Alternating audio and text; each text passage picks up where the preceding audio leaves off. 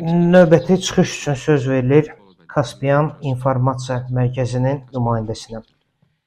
Təşəkkür edirəm, hörmətli sədr və hörmətli iştirakçılar. Abid Qafarov Azərbaycandan və mövzum dini ali seçkiliyi barəsində olacaq. Din fərdlər üçün həyatı özünü ifadə vasitəsi kimi xidmət edir. Lakin Azərbaycanın digər sahələrində olduğu kimi din də problemlər yaşayır. Azərbaycanda baş verən hadisələrdən biri də dindarların amansız təqib olunmasıdır. 150-dən çox inanclı insan haqsız yerə həbs edilib.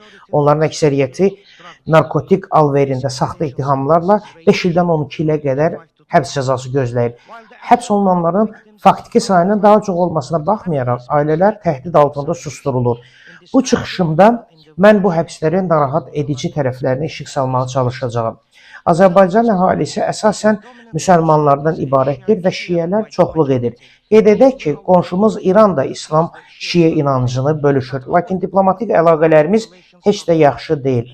Sosial mediada siyasi və ya ictimai fəala çevrilən və ya siyasi məhbusların müdafiəsi ilə məşğul olan hər kəs dərhal hökumətin hədəfinə çevrilir. Onlar uydurma narkotik ittihamı ilə həbs edilir və hökumət yönlü media onları İran cəsusu kimi qələmə verir. Bu hiyləgər manipulyasiya xalqımız arasında İrana qarşı köklü düşmənçilikdən qaynaqlanır. Hökumət dindar şəxslərin hüquqlarını müdafiə etməyə çalışan insan haqları müdafiəçilərinin səylərini sarsıtmaq üçün eyni üsuldan istifadə edir.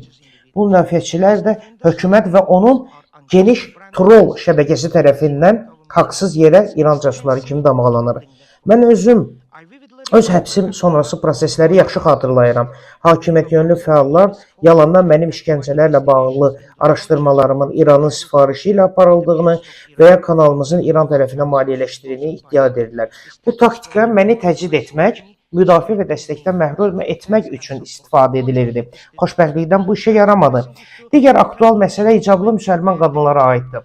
Bu qadınlar şəxsi vəsiqəsi və ya pasport almaq üçün müraciət etdikdə foto üçün hicablarını çıxarmağa məcbur edilirlər.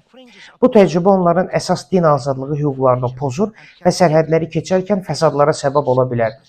Mən şəxsən Türkiyədə belə bir hadisənin şahidi olmuşam. Azərbaycanlı qadın şəxsiyyətini təsdiqləmək üçün hicabını çıxarmağa məcbur edildi.